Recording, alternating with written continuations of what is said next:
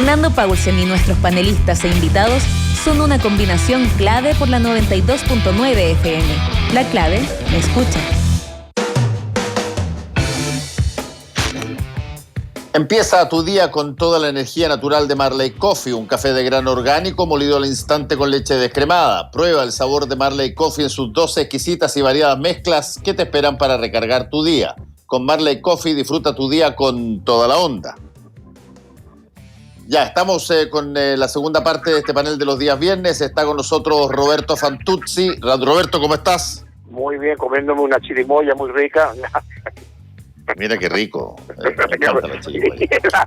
Me encanta. Las dos cosas que más me gustan de los frutos así como no tan acostumbrados, digamos, chilenos, es la chirimoya y el dulce de alcayota, porque ese sí que eso no me gusta.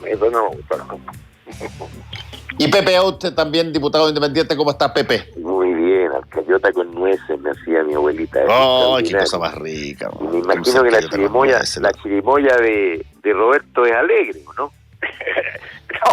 No, alegre. Es que yo nunca he tomado, fíjate, nunca he tomado, mía. Chirimoya alegre, buen chileno, el hueón más fome del mundo, no sé bailar, Roberto, nunca he fumado, es que soy fome. La chirimoya alegre no es un trago. Tienes que echarle exprimirle naranja a tu chirimoya.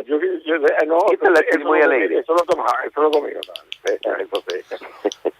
Oye, bueno, después de esta introducción líquida, estaban moviéndose las cosas bien interesantemente, creo yo.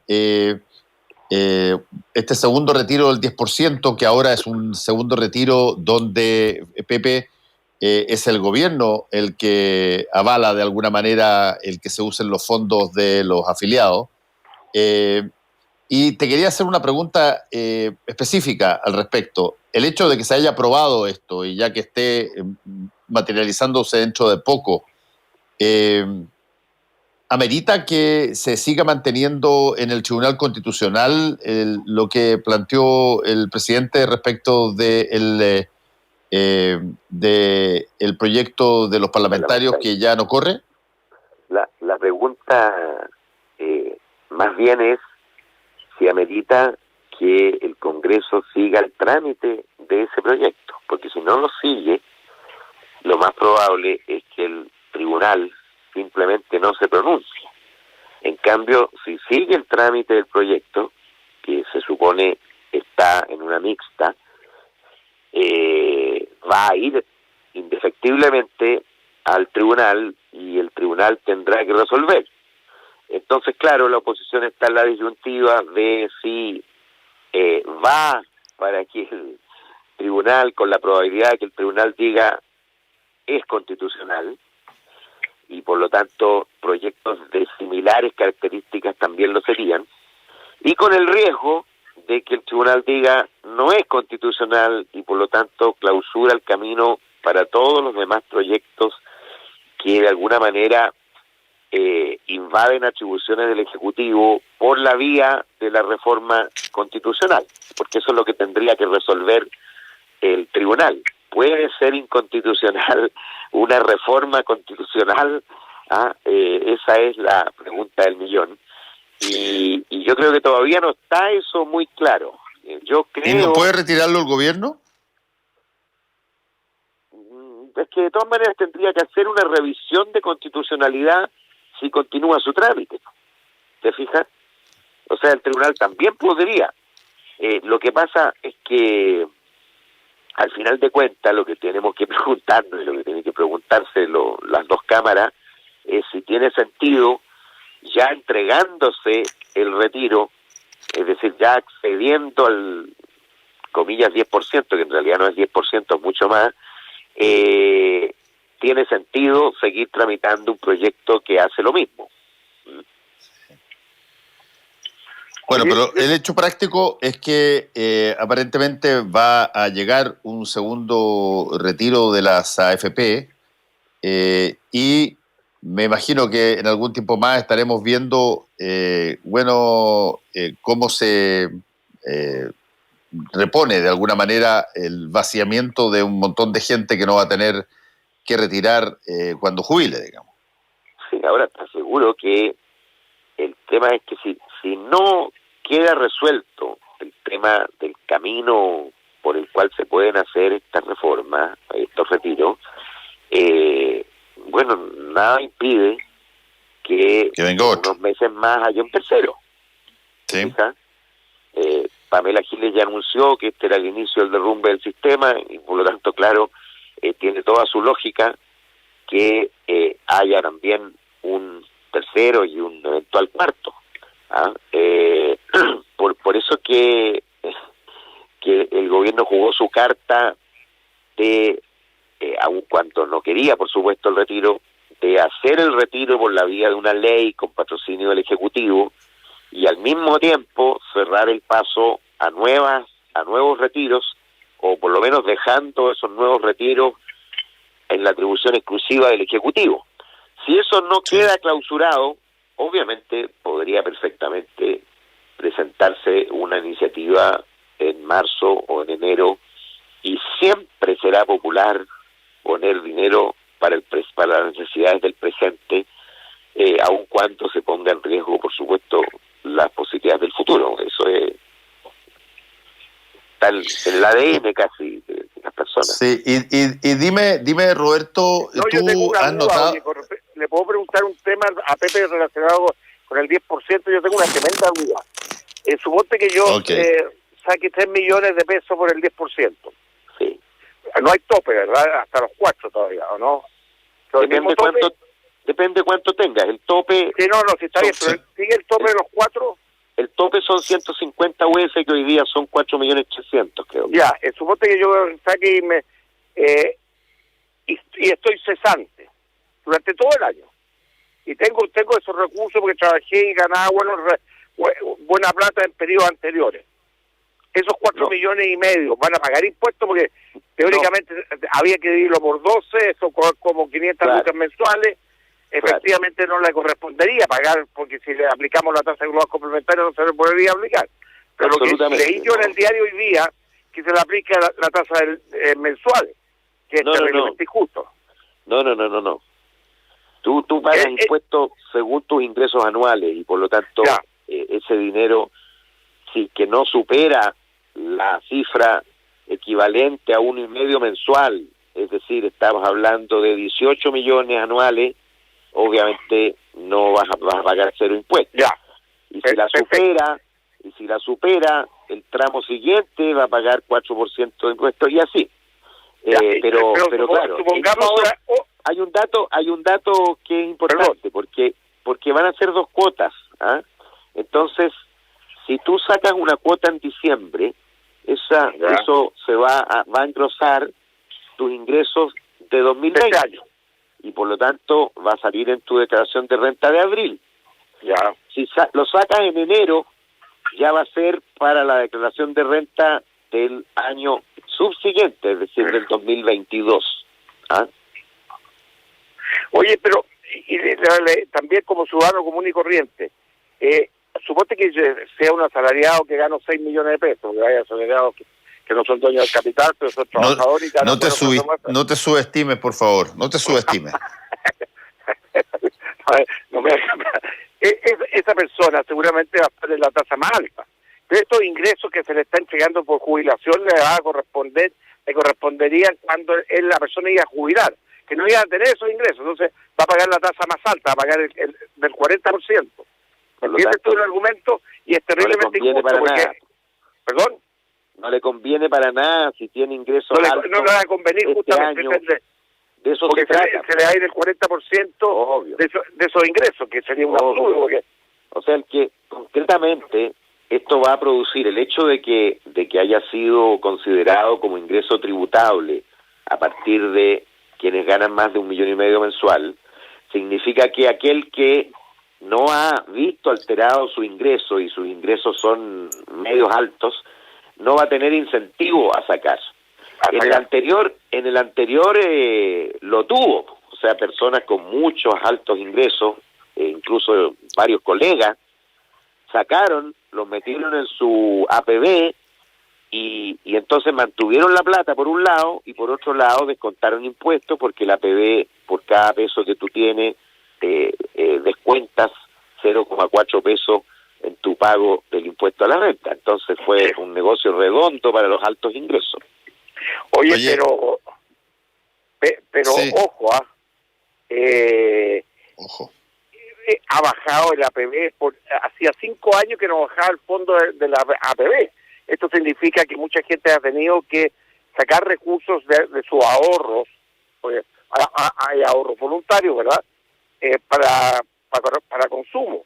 Y esto te está dando una señal también al mercado, que la plata que se saca en el 10% va a ir mayoritariamente al consumo, porque la gente se le ha ido acabando los recursos. Y esa es la verdad de la milanesa. El mejor indicador fue la baja de la APB, por primera vez en 5 años. Ojo, el ministro debería tener alto cuidado en ese sentido. Claro, ahora es el dato del año que pasó. Espérate el dato del año en curso. Claro. Porque todo indica, por lo menos todo lo que dice la Superintendencia de Pensiones, es que a partir del retiro primero, que ocurrió hace un par de meses, creció el APB.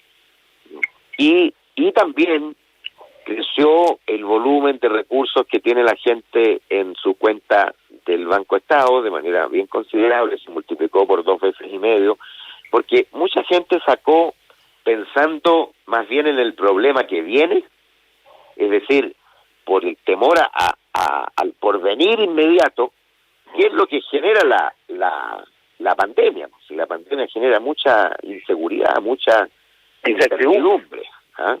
Y cuando hay mucha incertidumbre, bueno, uno quiere estar seguro. Oye, y el segundo tema, Fernando, ¿puedo sacar otro tema relacionado con el mismo?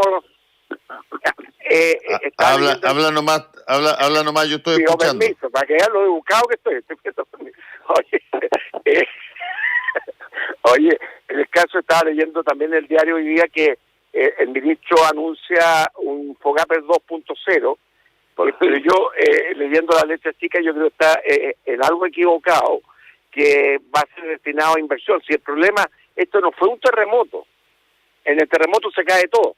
Existe los capitales, existen los restaurantes, existen las mesas, existen las sillas, los restaurantes, existe todo. Lo que se requiere es liquidez.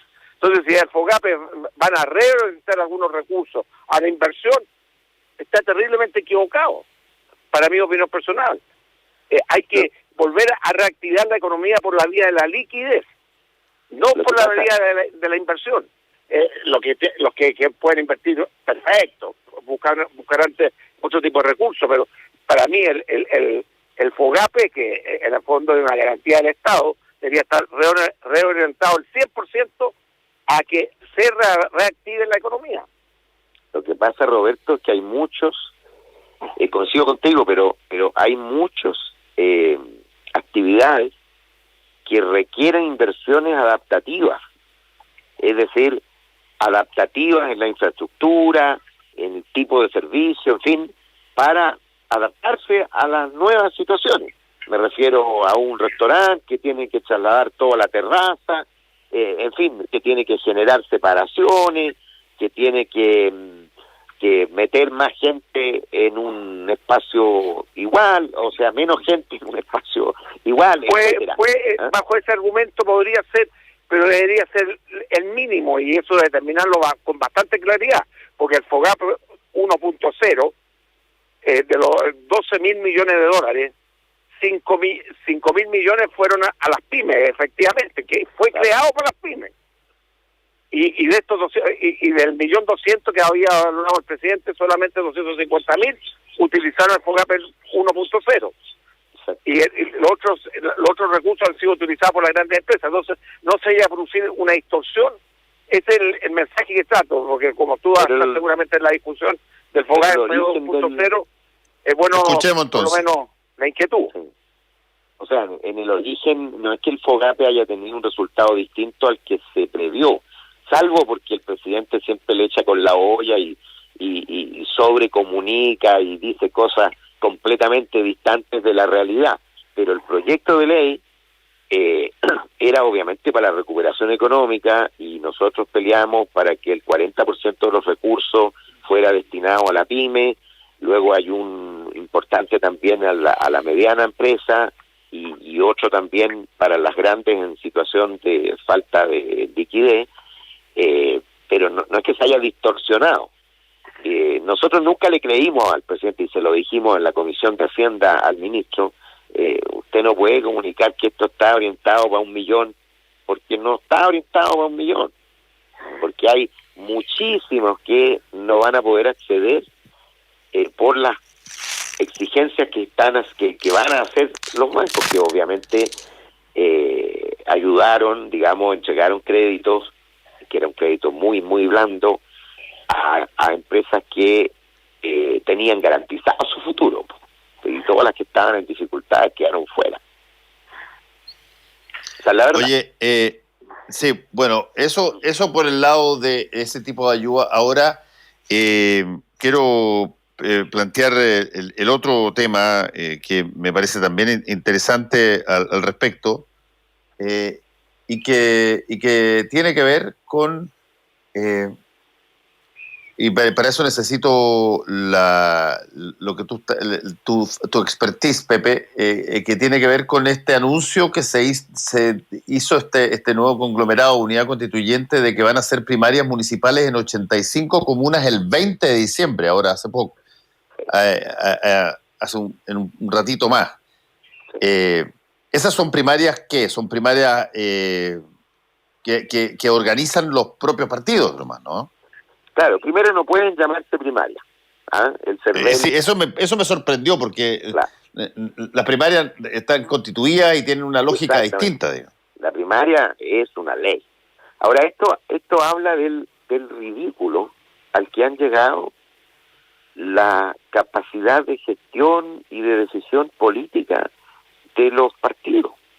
Porque existiendo una ley que permite elegir tus candidatos con el arbitraje del CERVEL, los recursos financieros del CERVEL, el despliegue de información, de personas, de locales, de padrón, de impresión de votos, ¿para qué sigo? Un gasto increíble, y los partidos y bloques se niegan a ocupar ese mecanismo de manera integral, lo ocupan de manera pero muy, muy parcelada, apenas para decir que hicieron el gesto de primaria, y luego se someten a 85 simulacros de primaria, que obviamente van a tener todavía menos participantes que la legal, con eventuales conflictos, porque no hay árbitro. O sea, cuando uno organiza las cosas uno mismo, francamente la seguridad de los procesos es mucho menor. Entonces cuesta explicarse que una coalición, excepto que esta es una coalición obligada, porque la verdad es que el Frente Amplio se lo sentó cuando estuvo conversando hasta última hora de la posibilidad de una primaria de alcalde en todo el territorio y de gobernadores regionales en todo el territorio, y mientras estaba conversando ellos reciben la noticia de que ya estaban inscribiéndose como pacto de primaria el Frente Amplio solo, y en consecuencia, de manera muy apresurada, pudieron definir sus primarias de gobernadores regionales. Pero es casi una comedia de equivocaciones. Ahora igual es meritorio, yo prefiero 1000 veces que en lugar de que se elijan entre 4 paredes en una conversación de los secretarios generales, hagan consultas en 85 comunas, digamos. Siempre será mejor que voten 1000 personas a que voten 4. Sí, eso en el ámbito político. Hay otra cosa que me gustaría conversar con ustedes dos, y que tiene que ver con una realidad afuera de todo alcance humano. El 14 de diciembre se produce el segundo eclipse. Y ha habido toda una discusión muy fuerte. Yo entrevisté al alcalde de Pucón, que consideraba que estaban todas las condiciones dadas para que la gente pudiera ir tranquilamente, si bien preferían que no se abarrotara la ciudad para mirar el eclipse, pero las personas que ya habían reservado, etcétera, estaban los protocolos, toda una serie de cosas. Y aparece el ministro de Salud diciendo que si estuviera en mí, yo no viajaría al sur, con lo que queda la crema, porque en buena parte el sur depende de estos meses, y muchas ciudades dependen de los meses de verano, particularmente esa zona de lacustre y todo lo demás. ¿Ha habido, Pepe, ha habido algún tipo de preocupación por lo que pueda pasar en términos de pandemia con este eclipse? Recuerda tú que el primer eclipse de la zona norte llevó más o menos 260 o 270 mil personas extra, y ahora están todos los hoteles reservados, pero ¿ha habido algún grado de preocupación, has visto tú? Muchísimo. Y yo ahí respaldo absolutamente la señal, porque eso es que da el ministro París, porque mira, aquí es cuando se expresa en toda su conflictividad la relación o la tensión entre salud biológica, digamos, y salud económica. Que por un momento criticábamos al Ministerio de Salud porque estaba privilegiando la economía y postergando la salud biológica, y ahora se le critica porque ningunea a la economía y está precaviendo la salud, que es una tensión evidente. Tú ves hoy día que las comunas que hace 6 meses peleaban por entrar en cuarentena, hoy día más bien pelean cuando las meten en cuarentena. Porque obviamente la extensión de la pandemia ha generado un problema económico severo. Entonces el sur se estaba preparando, como tú dices, pero son este tipo de cosas los que generan el riesgo altísimo de un rebrote. Y por lo tanto, ahora, convengamos una cosa, Pepe, que va a haber un eclipse en la zona sur, en ese territorio, lo conocemos desde hace más de un año, lo conocemos de hecho décadas. Obvio.